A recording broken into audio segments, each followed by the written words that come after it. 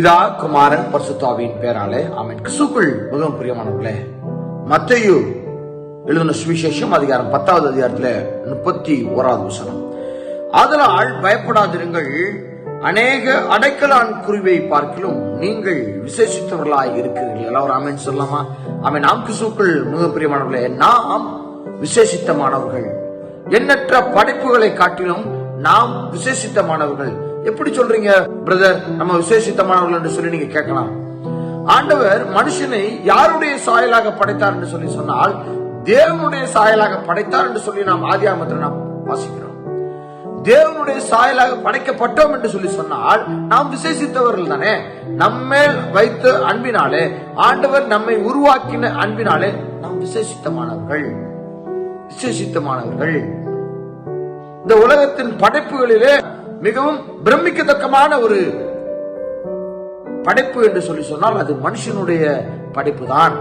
நம்மை படைத்த அந்த விதம் தான். நாம் விசேஷித்தமானவர்கள். அதனால நம்ம எதை குறிச்சு நம்ம என்ன செய்ய தேவையில்லை, கவலைப்பட தேவையில்லை, பயப்பட தேவையில்லை, சோர்ந்து போக தேவையில்லை. தேவன் நமக்கு துணையாக இருந்து நம்மை வழிநடத்தி நம்மை பாதுகாப்பவராக இருக்கிறார்.